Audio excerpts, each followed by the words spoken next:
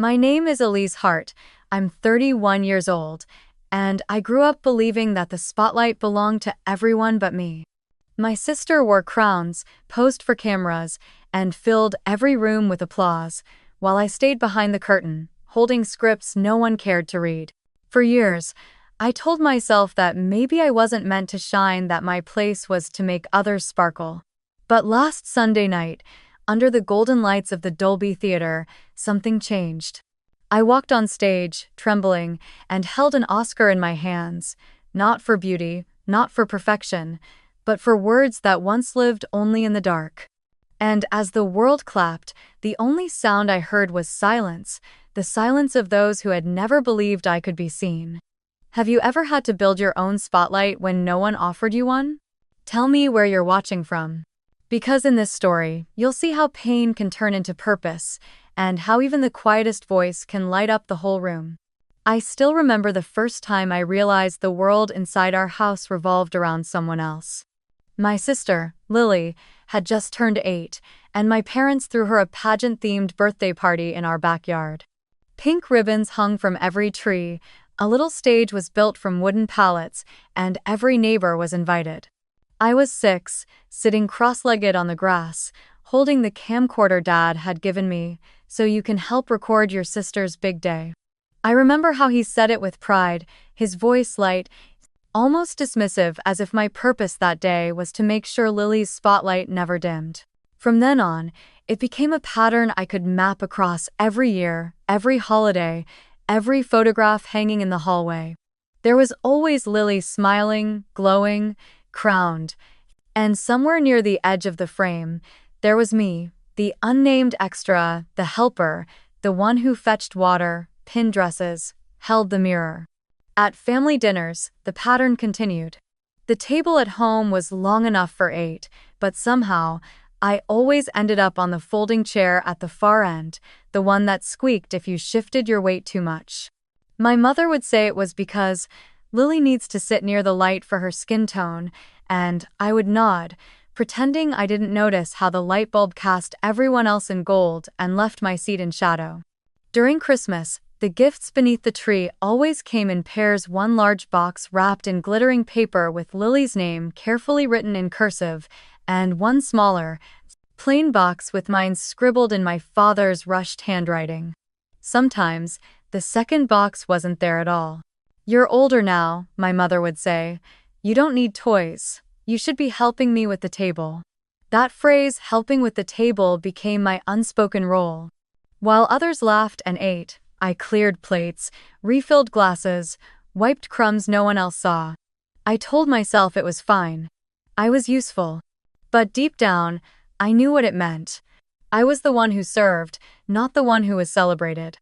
There was one Thanksgiving when I tried to change that. I had written a poem at school that won a small regional prize, just a laminated certificate and a ribbon, but it felt like magic to me. I spent the whole car ride home rehearsing the lines, hoping to read it aloud after dinner. When dessert was served, I took a breath, stood up, and started. For the quiet hearts who wait. But before I could finish the first stanza, Mom interrupted. "Sweetheart, could you move? Lily's trying to show Grandma her new tiara." The table burst into polite laughter, and I froze, my ribbon slipping from my fingers, disappearing under the tablecloth. That moment carved itself into me like a scar. Even when I found my voice, no one wanted to hear it. The favoritism wasn't cruel in the loud, obvious way. It was quiet, constant, woven into the air we breathed. When Lily entered her first local pageant, the house turned into a dressing room. Every surface shimmered with sequins, every mirror fogged with hairspray. I remember sitting on the floor, cutting out pictures from magazines to make a vision board for my film idea, a story about 2 sisters, one seen, one unseen. My mother leaned over, looked at the mess of paper and glue, and smiled faintly. "That's cute, honey. But remember, beautiful girls get further in life." She said it like a joke, but it landed like a prophecy. That night, I stared at my reflection in the dark window, wondering what beautiful even meant. My face looked like my father's side, serious eyes, thin lips, skin that burned easily. not pageant pretty. So I turned away from the mirror and toward my notebooks. If I couldn't be seen, maybe I could make something that would be. I started writing little scripts on the back of math homework, stealing my sister's old dolls to act out scenes. I borrowed Dad's phone to shoot tiny videos, blurry, shaky, but full of imagination. I wrote about girls who ran away from small towns, women who built things no one believed in. Sometimes, I tried to show my parents. "That's nice," Dad would mumble without looking up from the TV. "But Lily's got a big show next weekend. Maybe you can film it for her again." Over the years, the distance grew. I became the girl behind the camera, behind the curtain, behind the applause. I laughed when they laughed, clapped when they clapped, and disappeared when the spotlight turned. They called me Lily's sister so many times that I began introducing myself that way too, just to make it easier. But in the quiet hours after everyone went to bed, I would pull out my worn notebook and write by the yellow glow of my desk lamp. Those pages were my rebellion, my secret voice. I didn't know it then, but every word I wrote was a small act of survival, a way of reminding myself that even if no one saw me, I was still here. My room was barely big enough to fit a bed, a wooden desk, and a single shelf stacked with dog-eared notebooks, but to me it was a world apart. The door didn't lock, yet the moment it clicked shut, the noise of the house dulled the constant hum of the hairdryer, the metallic click of high heels, the rehearsed laughter my mother used whenever my sister entered a room. Inside my small sanctuary, the air smelled of paper, coffee, and the faint heat from the yellow desk lamp that buzzed when it got too hot. That lamp became my moon. Every night it lit the same ritual. Me hunched over the desk, pencil between my fingers, trying to trap the words before they fled. On the floor, piles of half-finished scripts sat like miniature cities, each one a failed attempt to build a world where someone like me mattered. I had an old camcorder from Dad, one he gave up on after the lens cracked. I fixed it with clear tape and a prayer. It couldn't focus properly, but it didn't need to. It was my silent accomplice.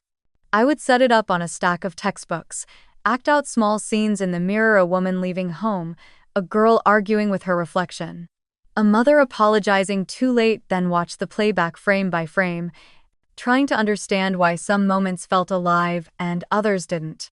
It was my version of pageant practice, except there was no crown at the end, just the satisfaction of getting a line right. Most nights I wrote until my hand cramped.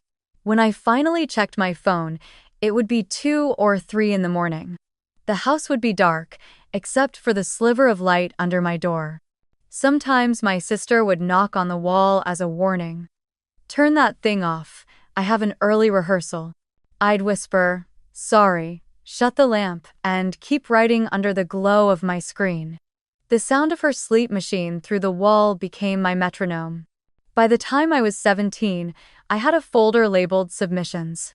It was full of hope and rejection. I entered screenwriting contests, small film festivals, online workshops. The responses came back the same. "Thank you for submitting, but we've decided to go in another direction." Sometimes they didn't reply at all. I printed the rejection emails, pinned them above my desk in a neat grid. I wanted to see them not as failures, but as proof that I was at least knocking on the door of a world that didn't yet know I existed. The only person who seemed to see me was my grandmother. She lived 2 towns away and spent her afternoons watching old black and white films with subtitles. When I visited, she'd turn down the volume and say, "Listen to this line. Do you hear how it lingers?" She was the first person to tell me that silence could speak louder than dialogue. Once, I showed her a short script I had written about 2 sisters who loved each other but didn't know how to say it. She read it slowly, her finger tracing the sentences, and then she said something I never forgot.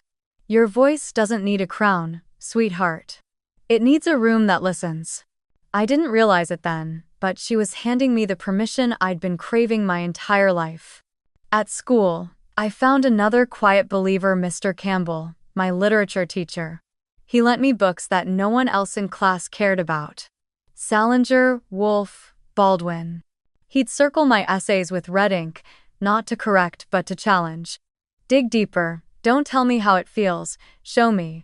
When I told him my parents wanted me to focus on something practical, he smiled and said, "The world runs on stories, Elise. They just don't all know it yet."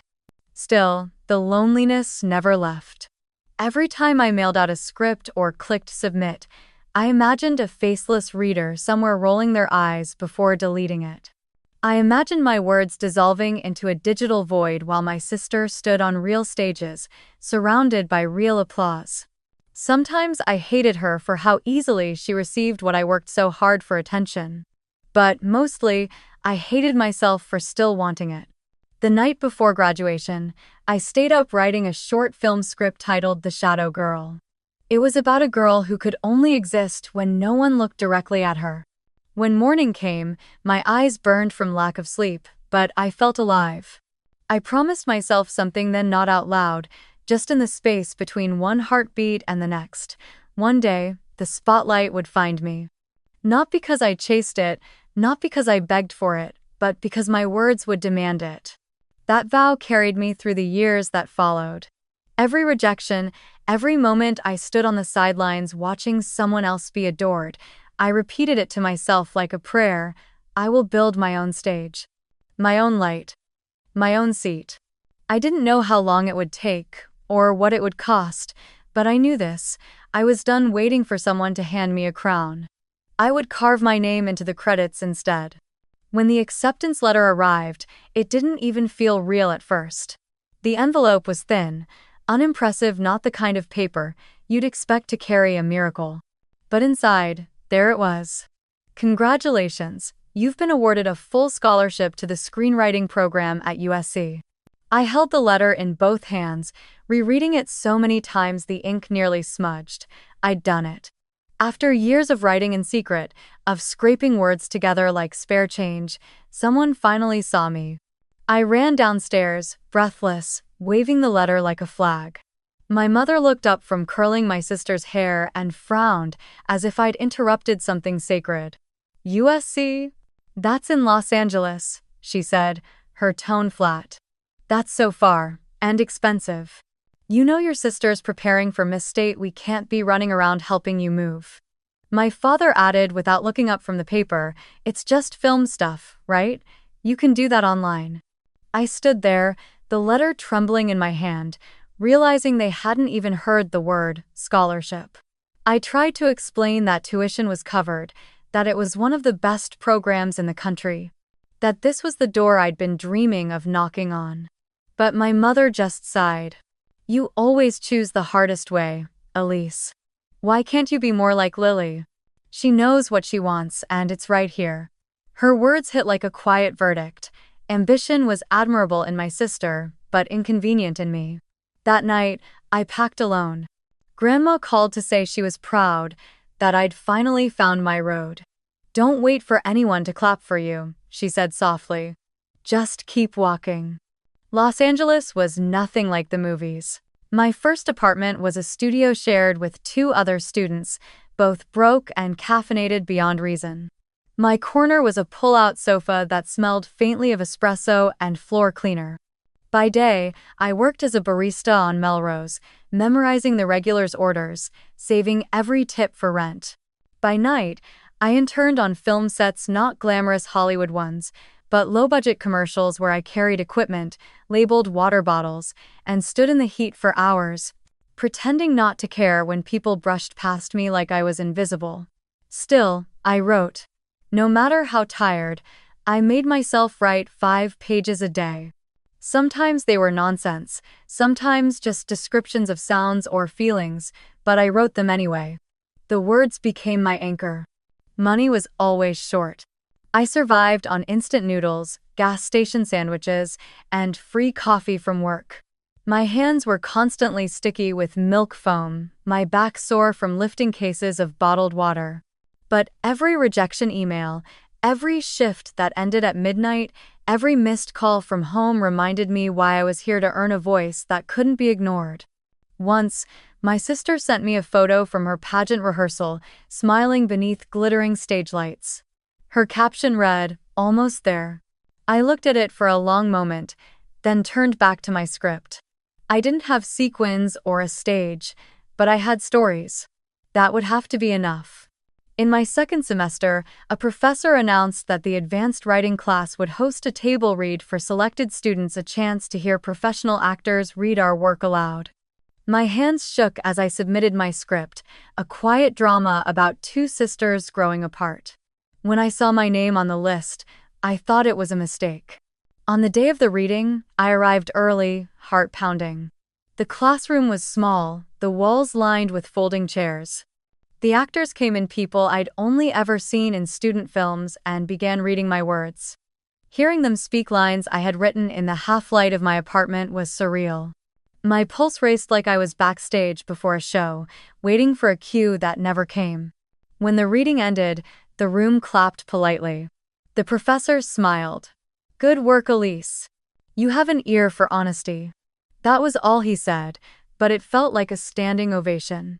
I walked home that night with the city lights spilling across my path, the noise of traffic humming like applause only I could hear.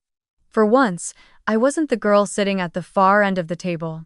I had built my own, even if it was just a circle of folding chairs, even if no one knew my name yet. Still, when I called home to share the news, my mother barely paused before saying, "That's nice, honey. But did you see your sister's latest photos? She's in the paper again." I stared at my phone, the excitement fading, replaced by the same quiet ache I'd carried since childhood. But this time, I didn't let it stop me. I hung up, turned on my laptop, and opened a new blank page. My fingers hovered over the keys before I whispered the promise I'd made years ago. One day, the spotlight will come from what I write. Then I began to type. The first real opportunity came disguised as chaos. A classmate from film school, Jonah, called one night while I was wiping down espresso machines after a double shift. "Elise," he said, breathless. "I'm shooting a micro-budget short this weekend." The writer bailed. "I need a script, something small, real, cheap." I laughed, because everything in my life was already small, real, and cheap. Still, I pulled out my notebook during my 10-minute break, scribbled out a 5-page story about a girl waiting for her mother in a parking lot, and sent it to him before my shift ended. He texted back at 2 a.m., "We're shooting this tomorrow." We filmed behind an abandoned strip mall under buzzing fluorescent lights. The actors were friends of friends, the crew a handful of sleep-deprived students. We borrowed a spotlight from the theater department and powered it with a generator that coughed louder than the dialogue. My job was everything: script supervisor, assistant director, sound tech, even caterer. I remember holding a boom pole in one hand, while stirring instant noodles in a styrofoam cup with the other. It was absurd and perfect. When the camera rolled, something inside me quieted. The parking lot shimmered under the light, the actress whispered the lines I had written on the back of a receipt, and for a moment the world made sense. After the shoot, we edited in Jonah's living room on a borrowed laptop. The final film was 10 minutes long and cost less than $200. We titled it White Lines, after the faint stripes that divided the cracked asphalt. A few months later, Jonah submitted it to a small film festival in Nevada, one of those second-tier events that accepted nearly anything. We forgot about it until an email arrived. Official selection. We drove there in his beat-up sedan, sleeping in the car, living off granola bars and gas station coffee. On the night of the screening, maybe 30 people filled the theater: locals, a few critics, a handful of filmmakers just like us. When the lights dimmed and the title card appeared, I gripped my knees so hard my nails left crescents in my skin. The projector flickered, the sound popped, but when the last scene faded to black, the room stayed silent for a beat before clapping. Not thunderous applause, not standing ovations, just soft, steady clapping, the kind that felt real.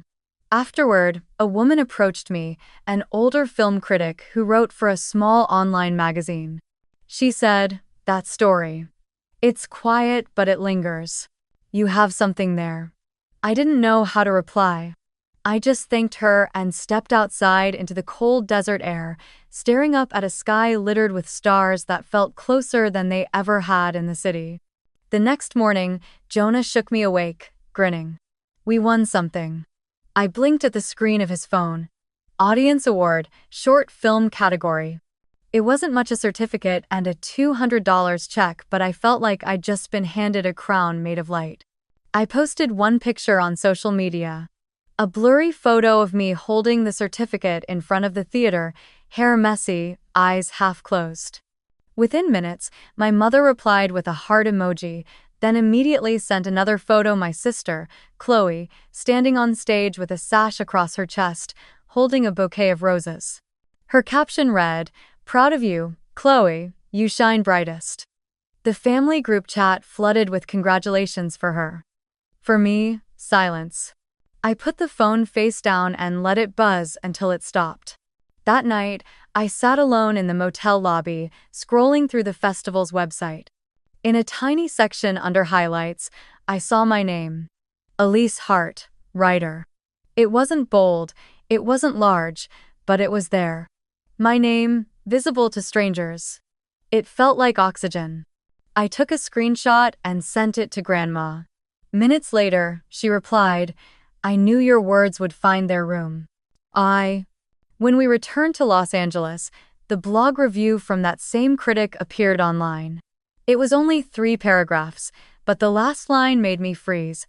White Lines reveals a storyteller unafraid of silence. Remember that name, Elise Hart. It was the first time a stranger had said my name in print, not followed by Lily's sister, not footnoted under someone else's success. Just me. A week later, I received an email from an independent producer named Maya Brooks. She wrote, "Saw your short at Silver Sands. Let's talk. Your voice is different." I thought it was spam until she called. "You write women like they've lived 1,000 lives," she said. "It's raw. We're developing a low-budget feature. I want you to write it. Can you expand White Lines into a full script?" I almost dropped the phone. No one had ever used want and me in the same sentence like that before.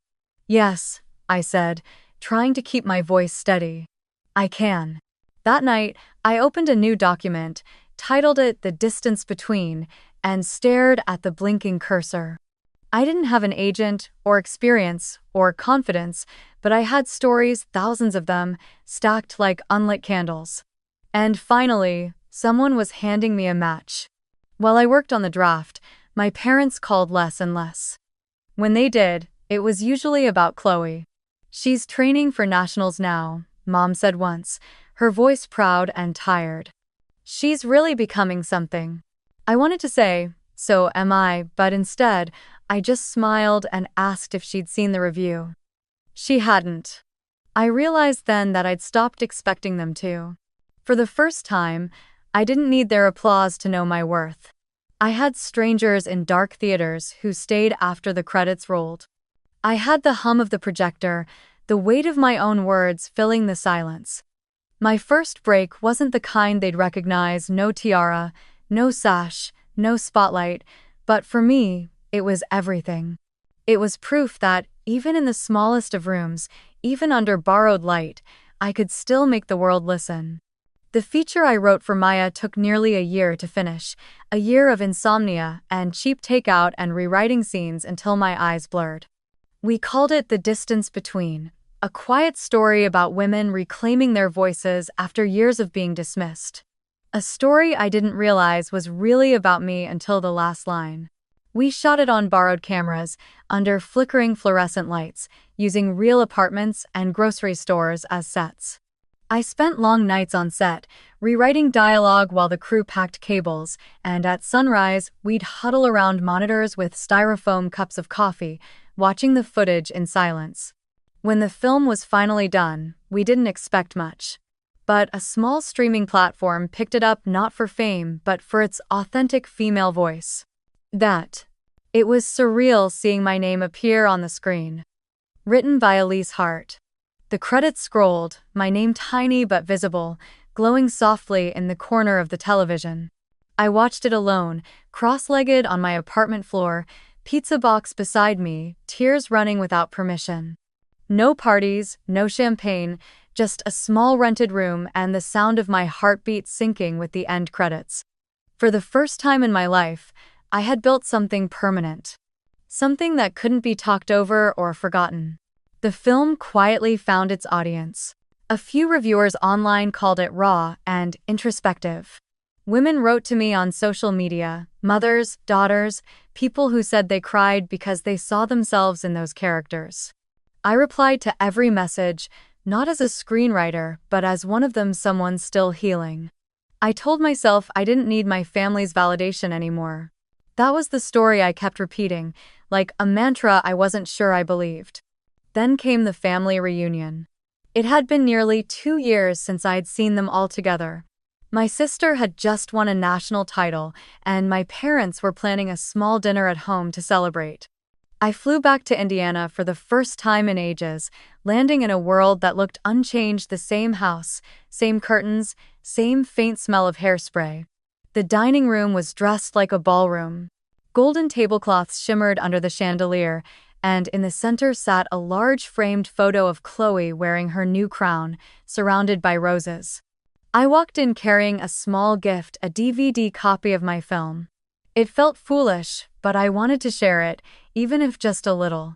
My father hugged me stiffly, my mother kissed my cheek like she was greeting a polite stranger. "You look tired," she said. "Work keeping you busy?" I nodded. Chloe swept into the room in a silver dress, glowing like she'd been lit from within. Everyone turned toward her at once, clapping, complimenting, orbiting. I placed the DVD quietly on the corner of the table. Dinner was a performance, laughter choreographed, questions directed only at my sister. They discussed pageant etiquette, interview strategies, how to maintain posture under pressure. When my aunt asked what I'd been working on, I smiled and said, "My second film just went up on Streamview last month. It's about women rediscovering their voice after trauma." My father chuckled, waving his hand as if brushing away a fly. "Those things are hard to follow. Heavy topics. Let's talk about something real. Chloe, tell them about your next competition."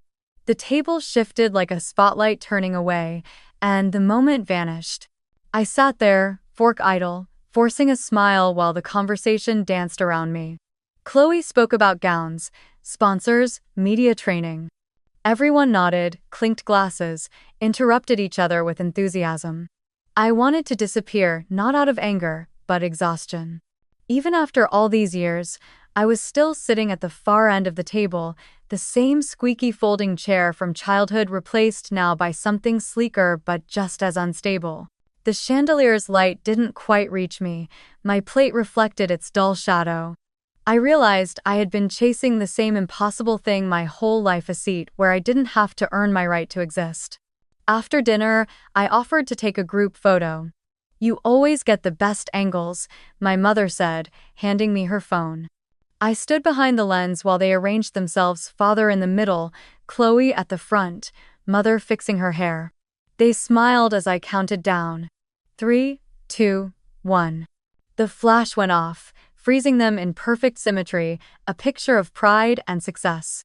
But when I looked at the screen, all I could think was how much I resembled the ghost behind the camera, the invisible photographer of her own family. Later that night, I slipped out to the porch while they laughed inside. The autumn air smelled of damp leaves and cold metal. I sat on the steps, hugging my knees, watching my breath fog in the air. Through the window, I saw them raising their glasses again. The sound of their laughter floated outside, muffled by the glass but still unmistakably bright. I tried to feel envy, but what I felt instead was distance, not just physical but cosmic. We were light years apart, speaking different languages of success. My phone buzzed in my pocket. It was Maya, my producer. "Check your email. There's interest from another platform and a journalist wants to interview you." I stared at the message, my reflection faint in the dark glass of the phone. Inside, the family toast echoed again. I stood up slowly, brushed the dirt off my jeans, and smiled to myself. That night, as the laughter faded behind me, I understood something quietly devastating but freeing. Sometimes silence isn't proof of failure, it's space for your own voice to grow louder. I no longer needed to be seen at that table. I was already building a bigger one somewhere else, one story at a time. It was 5:12 inches the morning when the phone rang. The sound cut through the dark like a thread snapping. I almost ignored it, thinking it was just another spam call, but when I saw Maya's name flashing on the screen, I sat up, heart pounding. Her voice came through before I could even speak. "Elise," she whispered, breathless. "You're nominated." For a second, I thought she was joking, a prank born of too many late-night edits. "What?" I asked, my throat dry. "For what?" There was a pause, then her voice broke into a laugh and a sob all at once. "The Academy, Best Original Screenplay." The distance between just made the list. I didn't say anything. I couldn't. My mind went blank, and all I could hear was the faint ticking of the clock above my bed. I leaned back against the wall, the cool plaster pressing into my spine, and stared at the ceiling as if it could confirm what I'd just heard. A small patch of sunlight was beginning to push through the blinds, cutting across the messy stack of notebooks on my desk, the same ones I'd written in years ago, sitting on that squeaky chair, trying to convince myself that words could be enough. I whispered, barely audible, "I did it." Then I laughed quietly, almost in disbelief. After all the rejections, the small festivals, the silent family dinners, I did it.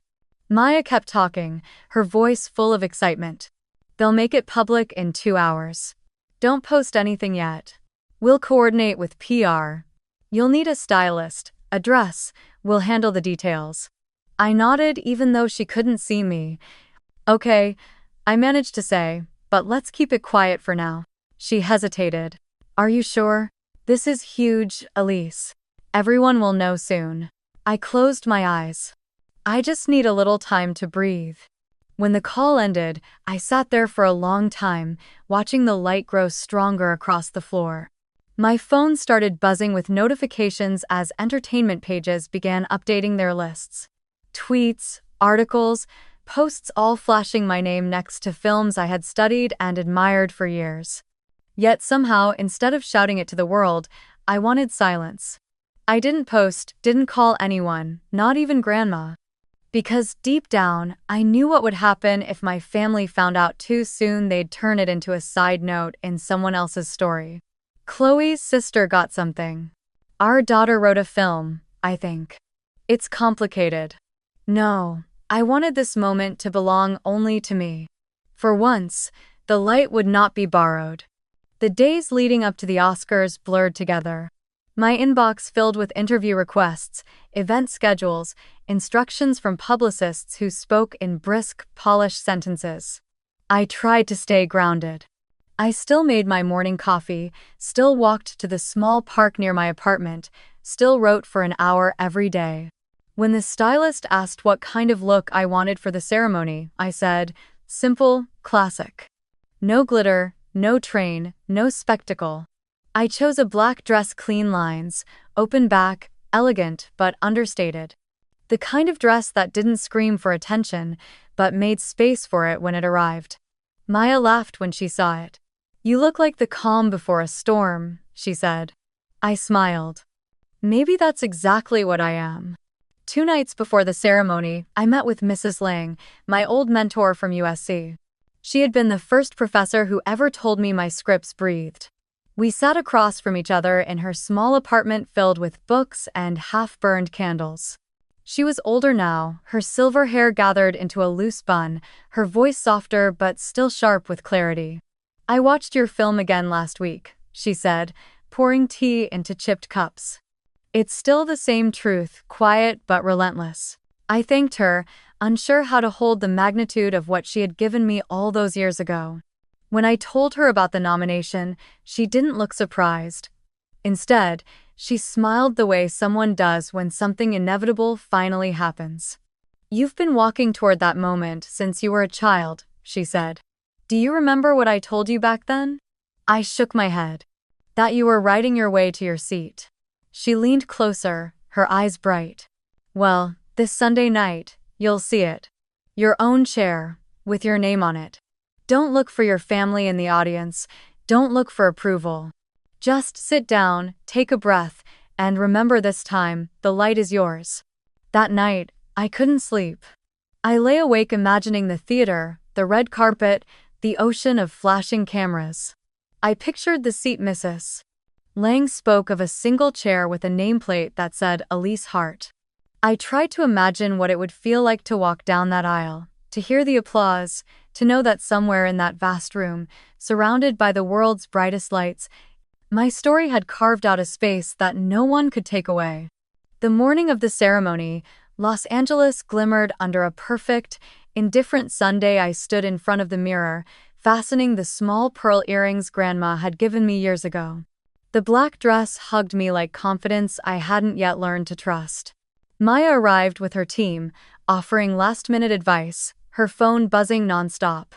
"Ready?" she asked. I nodded. As I'll ever be. When the car pulled up to the Dolby Theater, a wave of sound rolled toward us, the hum of photographers, reporters, the rhythm of applause echoing off marble walls. As I stepped out, flashes exploded like lightning. For a moment, I froze. Then, somewhere behind me, I heard Mrs. Lang's voice in my head. "Don't look for them. Look for your seat." I thanked her, unsure how to hold the magnitude of what she had given me all those years ago. When I told her about the nomination, she didn't look surprised. Instead, she smiled the way someone does when something inevitable finally happens. "You've been walking toward that moment since you were a child," she said. "Do you remember what I told you back then?" I shook my head. "That you were writing your way to your seat." She leaned closer, her eyes bright. Backstage, everything pulsed with quiet chaos. Stage managers whispered into headsets, their voices clipped and calm. 2 minutes to cue. Keep the aisle clear. Where's the next presenter? Assistants hurried past me with clipboards and lanyards swinging. Makeup artists made last-minute touch-ups. Someone tripped over a cable and laughed nervously. I stood still amid the whirlwind, clutching the small clutch in my hands, my heart beating too fast to match my breathing. Maya squeezed my arm. "Remember what Lang said," she whispered. "Find your seat. It's waiting." The ceremony began in a blur of light. The orchestra swelled, the host cracked jokes that everyone half laughed at, names and faces floated past in a golden haze. My category was somewhere near the middle of the night, Best Original Screenplay. I knew the order by heart. I'd studied the timeline obsessively. 36 categories, 3 hours, 1 chance. When the previous award finished, a stagehand signaled for my group of nominees to line up at the side entrance. My legs felt heavier than they ever had. I could hear muffled applause from beyond the curtain, like waves crashing far away. The presenter's voice echoed faintly through the speakers. "And now, the nominees for Best Original Screenplay." The screen behind the stage began flashing clips, one from a war film, another from a dark comedy, then a small, quiet moment from the distance between, 2 women sitting on a porch, sunlight spilling between them, the sound of wind filling the silence. My breath caught. I remembered writing that scene at 2 a.m., eating dry cereal, wondering if anyone would ever see it. Now it was being projected across the world. The presenter's voice carried the names, one by one, until mine. And Elise Hart, for The Distance Between. The sound of applause rose, soft but real. For a second, everything blurred. My hands trembled against the silk fabric of my dress. The camera light swung toward me, red and unflinching. I smiled instinctively, small and unsure, while the world saw the woman I had built from the girl no one clapped for. Then came the pause, that eternal second between nomination and fate. The presenter held the golden envelope, milked the silence, the audience leaning forward as if gravity itself had tilted. My hearing dimmed. All I could register was my heartbeat, steady and wild. The card was opened, the breath of the entire theater suspended in midair. And the Oscar goes to a heartbeat. Then, Elise Hart, The Distance Between. I didn't move at first. My body refused to believe it. People around me were standing, clapping. Maya was shaking my shoulders, laughing through tears. I stood up slowly, the world suddenly too bright. The orchestra struck its cue, triumphant and dizzying. I walked down the aisle, lights exploding around me like fireflies. Faces turned as I passed, familiar, distant, unreal. The carpet beneath my heels felt softer than it should have, almost like air. At the bottom of the steps, a man in a tuxedo extended his hand, guiding me toward the stage. Everything else vanished, the noise, the audience, even the cameras, until it was just me and that impossible glow waiting at the podium. The presenter handed me the statue. The metal was warm, heavier than I expected, as if every story I'd ever written had condensed into that single, golden weight. My hands shook, and I had to hold it with both to keep from dropping it. The microphone loomed in front of me, and beyond it a sea of faces, endless light, silence sharp enough to cut. I could hear my own breath. I thought of the parking lot where we shot white lines, of the nights at the barista counter, of the folding chair at my family's table. I thought of my grandmother, of Mrs. Lang, of that promise, whispered to no one but myself. When I began to speak, my voice came out smaller than I expected, shaky, intimate, real. I was never the loudest one in the room, I said. I grew up watching other people take the spotlight, believing that maybe some of us were just meant to stand behind the camera, behind the curtain, behind the applause. But I learned something. My throat tightened, but I kept going. For every kid who's ever been pushed to the edge of the table, told to keep quiet, told their story doesn't matter right anyway. Build your own table. Tell it anyway. The audience was still. For a moment, I thought I'd said too much, or not enough, and then the applause came, deep and rolling, wrapping around me like heat. I smiled through tears I hadn't realized were falling. The orchestra began to play the exit cue. As I turned toward the wings, I looked down at the statue one last time. Its gold surface reflected the light in a way that made it seem alive, flickering, pulsing, breathing. Backstage, people clapped, hugged, snapped photos. Maya caught me by the shoulders, eyes shining. "You did it, Elise. You really did it." I laughed, breathless. "I still can't feel my legs." She grinned. "Good, that means it's real." Reporters lined up near the curtain, microphones ready, but I wasn't ready to speak again.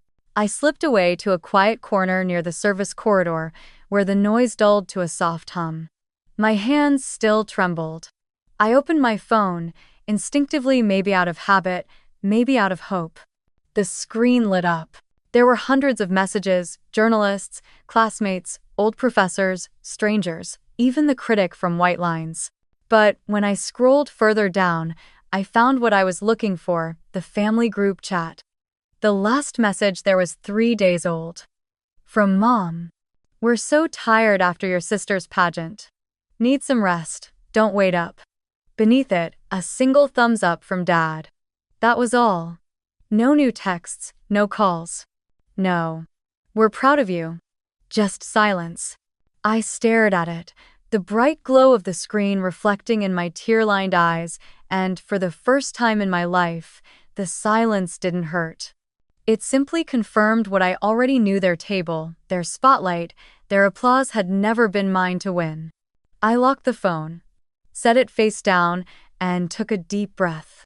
Outside the curtain, the show went on: laughter, speeches, cameras flashing like lightning. Somewhere, in another city, my parents were probably asleep, dreaming of the next crown, the next stage, the next photograph that had nothing to do with me. And yet, somehow, it didn't matter anymore. Because tonight, the world had turned its head and, for once, seen me. A stagehand appeared, smiling. "Miss Hart, we need you for press photos." I nodded, wiping under my eyes carefully. As I followed him back toward the light, I caught a glimpse of the stage through the gap in the curtain, the chair Mrs. Lang had promised, engraved with my name. I felt the words echo inside me like a quiet heartbeat. "Your seat is here." Under the blaze of 1,000 flashes, I lifted the statue once more. My smile wasn't the polished grin of a performer. It was something quieter, steadier, the expression of a woman who had finally stepped into her own story. And, as the cameras clicked, the weight in my hands no longer felt heavy. It felt earned.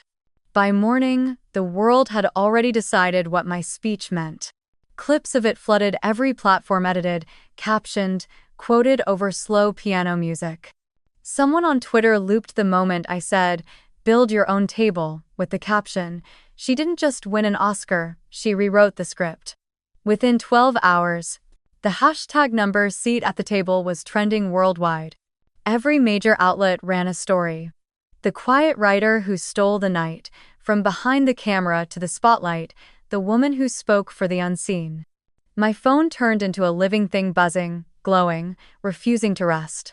Messages from journalists, old classmates, people I hadn't spoken to in years. Emails from production companies, brand offers, podcasts. Even strangers sent paragraphs about how that one sentence for the kids at the edge of the table had made them cry. But the message that stopped me cold came not from Hollywood, but from home.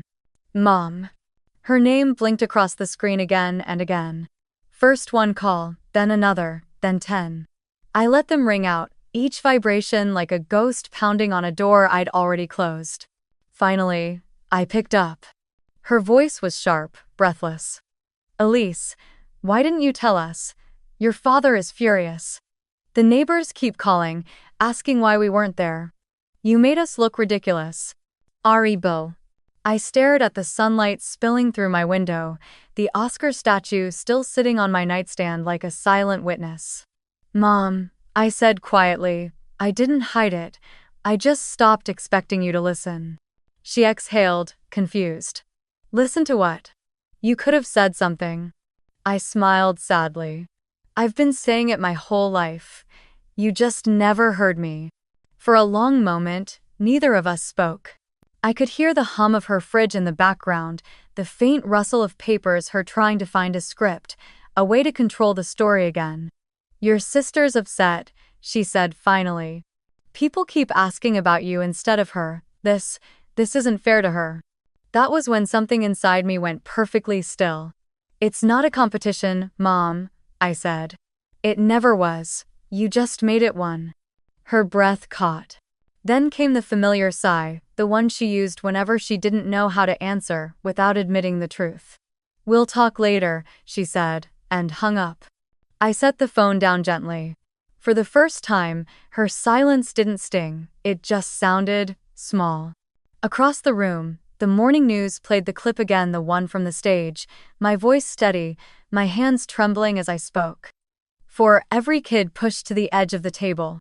The reporter smiled. "That's the line everyone's quoting today." By afternoon, it was everywhere. Late-night hosts, talk shows, think pieces dissecting what it meant for women, for artists, for quiet kids who grew up unseen. The irony wasn't lost on me. After years of feeling invisible, I had become a mirror for everyone else's invisibility. And, somehow, that made it enough. My mentor, Mrs. Lang, texted me later that night. "Lang, I told you you'd find your seat." Lang. Spotlight finally hit the right place. I sent her a photo I'd taken backstage, a candid from the end of the ceremony, when the audience was filing out.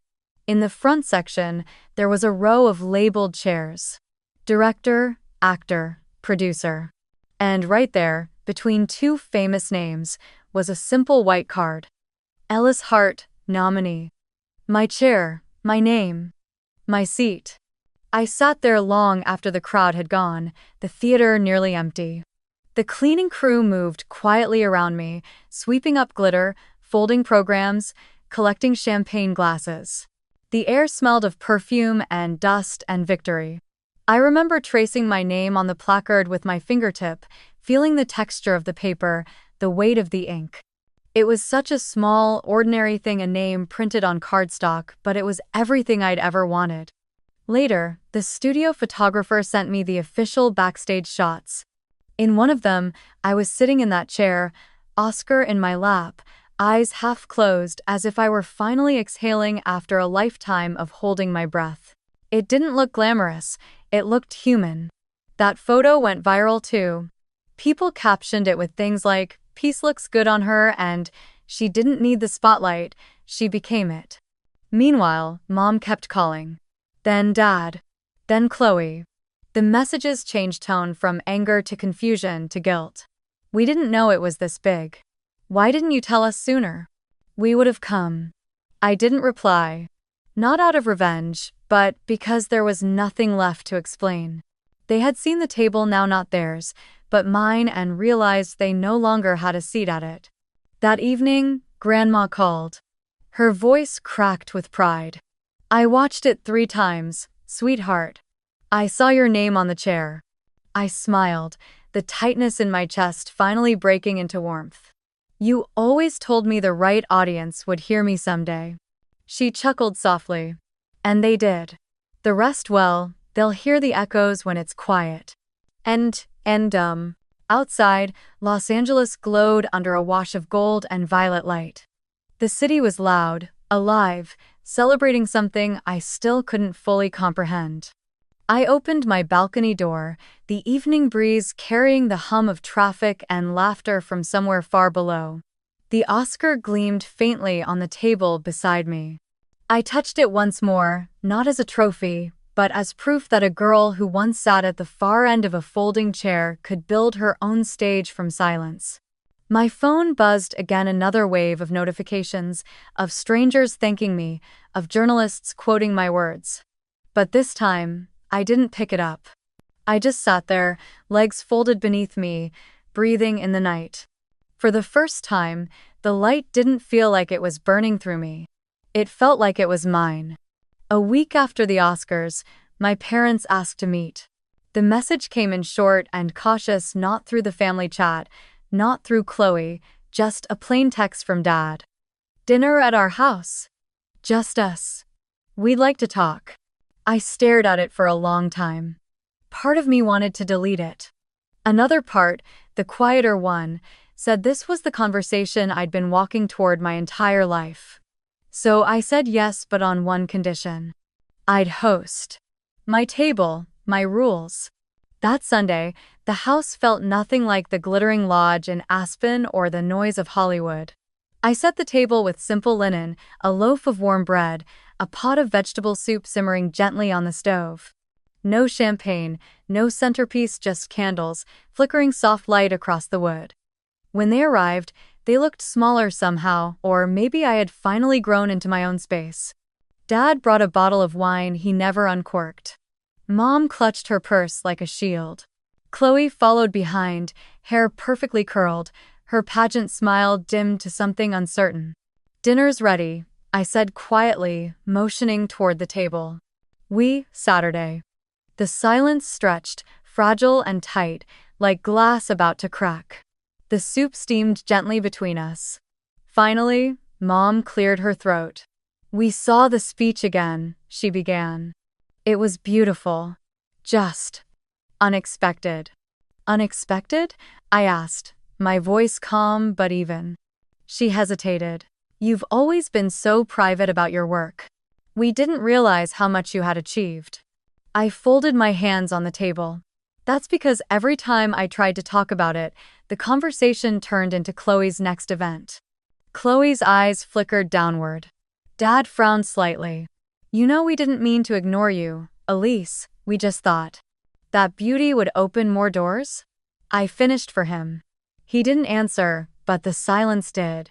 I took a breath, steady, deliberate. I've spent a long time trying to understand that logic. How you could see one child as the spotlight and the other as the shadow holding it up. Do you know how many Christmases I sat at the far end of the table? How many birthdays ended with someone saying, "Smile wider, Elise, or you'll ruin the picture"? How many times I tried to share something, and you cut me off to talk about Chloe's next pageant dress? Mom's eyes glistened. "We didn't know it hurt you that much." "It wasn't one moment," I said. "It was the repetition. It was learning that attention was conditional, that I had to earn it through silence, through patience, through work no one would ever applaud." The room fell quiet again, broken only by the faint crackle of the candles. Dad finally spoke, voice low, almost apologetic. We honestly thought we were helping. The world isn't kind to women. We figured if your sister had beauty, she could use it. If you had brains, you'd find your way. We just didn't expect your way would lead all the way there. I looked at the lines around his eyes, the hands that once pointed me toward the back row. You weren't wrong about the world being unfair, I said softly. But you helped build the same scales. I never wanted to take anything from Chloe. I just wanted the measure to be fair. I wasn't fighting the crown. I was fighting the weight of the crown being used as the only kind of worth. End of chapter 4. Chloe looked up then, her eyes glossy but steady. I didn't know, she said. I thought you just didn't care about this stuff. About family. I smiled faintly. That's the thing, Chloe. I cared too much. That's why it hurt so deeply. She reached for her glass, hands trembling. I'm sorry. I shook my head. You don't have to apologize for being loved. Just understand what it feels like not to be. Mom dabbed her eyes with a napkin. When we watched your speech, I kept thinking about how you said, for the kids at the edge of the table. I didn't realize you meant our table. I met her gaze. It was always our table. For the first time, no one tried to fill the silence. We sat there 3 decades of misunderstanding floating between us like smoke. I didn't need them to beg forgiveness. What I wanted was something simpler, acknowledgement. So I said it plainly. I'm not asking for apologies or approval. I just need one thing from now on: respect my seat. Don't talk over it. Don't erase it. Don't measure it against anyone else's. Just see it. Dad nodded slowly, eyes heavy with something that almost looked like regret. That's fair. Mom reached across the table, her hand hesitating before touching mine. You built something we never could have imagined. I don't know how to make up for the past, but I see you now. It wasn't perfect, it wasn't cinematic, but it was enough. Dinner continued quietly. We talked about neutral things, the soup, the weather, the view from my balcony. Chloe laughed once, softly, when she mentioned how the internet had started calling me the writer who healed the world.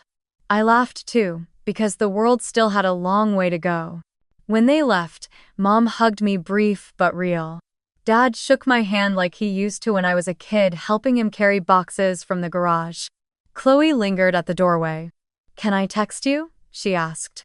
Of course, I said. When the door closed, the house felt still again. I looked at the empty chairs around the table, the ones we had finally filled with truth, not performance. For years, I'd imagined this confrontation as a battle, something explosive and loud. But in reality, it was quiet, like a scene fading to black after the final line. The candlelight flickered, catching the edges of the breadcrumbs and soup bowls. I whispered to myself, half a prayer, half a release. Every chair has its place now. Then I sat back down in my own chair, and for the first time, it didn't feel like I was waiting for anyone to offer me a seat. It was already mine. The following morning, I returned to where it had all begun, my desk. The same wooden one I'd bought secondhand years ago, still covered with faded post-its and coffee rings. The Oscar sat quietly on the shelf above it, its gold surface catching the soft morning light that spilled through the curtains. It didn't gleam like a prize anymore. It glowed like a reminder, not of victory, but of voice. I turned on the small desk lamp, the same one that had once lit my scripts in the cramped apartment years ago, and opened a blank document. The cursor blinked in rhythm with my breathing. For a while, I just stared at it, listening to the hum of the city outside, the gentle creak of the chair beneath me. Then, without forcing it, the words began to flow again. The story wasn't about fame or family anymore. It was about the small, invisible moments, the quiet persistence of those who keep creating even when no one claps. Somewhere between sentences, I realized something. I didn't need to write for them anymore. Not for validation, not for proof.